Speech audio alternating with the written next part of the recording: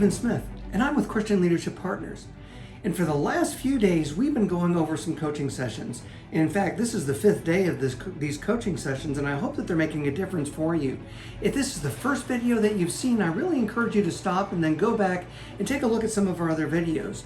You can subscribe down here, or you can go to our YouTube page and you can actually follow along this step-by-step process as we go. And this has been really good for a lot of people that have actually gone through these coaching sessions. And the best thing about all this is that it's absolutely free. That's right. Now, you are welcome to download the goal worksheet down below. And what we're going to do is we're going to start taking a look at our goals, but we also want to make sure that we don't forget where we're at right this very moment. We really want to make sure that we focus on today, not on our future. If we do that, then we won't miss anything that's going on today.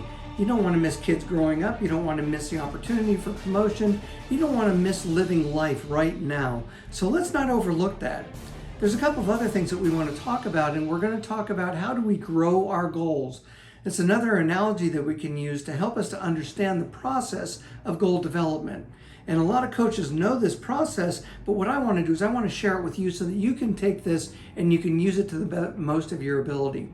Now, it's called Grow, and what it does is it helps us to get our goals relevant to the here and now and not looking past what today is. So that's really what our focus is. Now, don't forget, we're also going to spend a little bit of time in Proverbs. Remember Proverbs 1:3, it tells us their purpose is to teach people to live disciplined and successful lives, to help them do what is right, just, and fair. So what we're going to do is we're going to go through Proverbs chapter 5 today, and we'll take a look at what Solomon has to teach us about looking towards the future and looking out for what we're doing. You'll find that this particular proverb deals a lot with men and immoral women and not the way that we should live our lives. But I really do encourage you to take a look at this proverb and start looking at it closely and seeing how this can actually look at the rest of your life. What we really want to do is we want to make sure that we stay away from idolatry, and that's what the scripture is truly all about. Let's see if you can find it. Let's go ahead and get started. Proverbs 5:1 and 2. My son, pay attention to my wisdom, listen carefully to my wise counsel. Then you will show discernment, and your lips will express what you've learned. For the lips of an immoral woman are as sweet as honey, and her mouth is smoother than oil. But in the end she's as bitter as poison, as dangerous as a double-edged sword. Her feet go down to death, her steps lead straight to the grave. For she cares nothing about the path to life, she staggers down a crooked trail and doesn't realize it. So now, my sons, listen to me. Never stray from what I'm about to say. Stay away from her. Don't go near the door of her house. If you do, you will lose your honor, and you will lose to merciless people all that you have achieved. Strangers will consume your wealth, and someone else will enjoy the fruit of your labor. In the end, you will groan in anguish when disease consumes your body. You will say, how I hated discipline.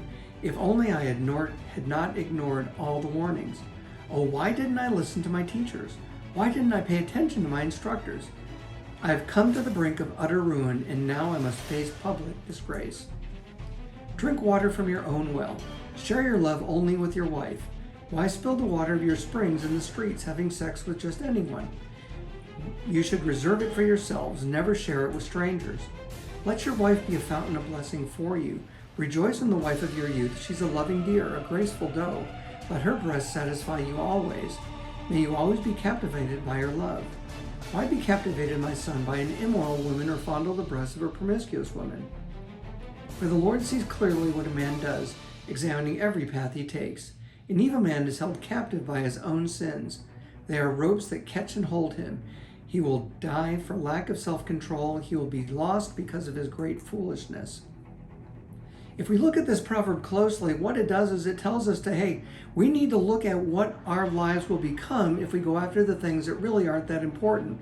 Whether they're women or drink or drugs or whatever it is, we can actually ruin our lives by pursuing these things rather than pursuing what God has in store for us. A focus on our goals and our focus on a here and now will actually keep us away from things like this.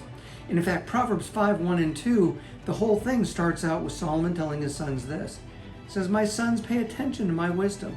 Listen carefully to my wise counsel. Then you will show discernment, and your lips will express what you've learned. So what we want to do is we want to start working on these things, and we want to start taking this wisdom and applying it to our lives. So why not join us in this? Now, if you're using our goal worksheet, which you can find down below in the comments, then you can follow along with us. And this is why we want to do the goals. This is why it helps us to do this. The first one in the acronym of GROW tells us for G, what are the goals that you want? What are your aspirations? What do you want to accomplish with the goals? We want to ask ourselves that why question, like what we did yesterday. Why do I want this goal? Why do I want to accomplish it? Why do I want to go to that next level?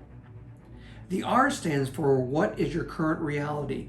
We want to make sure that we understand that I know exactly where I'm at, and I'm not got my head so far up in the clouds that I don't have any idea where I am right now.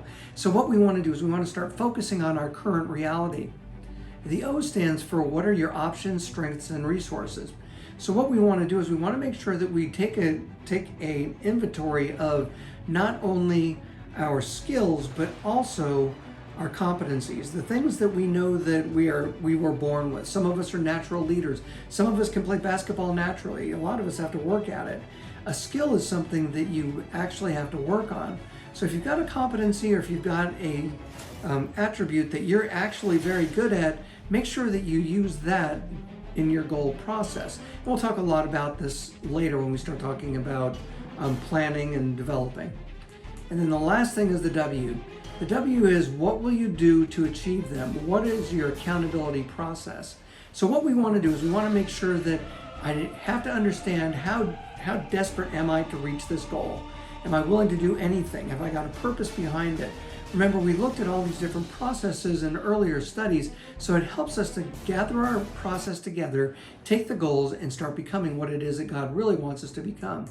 So what we want to do is we want to start working on these things. As we start working on the processes, we'll continue to not only write our goals down now, but we want to make sure that we keep our eyes open for what's going on in our lives right now. So why don't we start writing these goals down just like you have been every single day. Take Proverbs to heart and start looking at what it says, and let's start following that process, and we'll find that that's actually been really good for us also.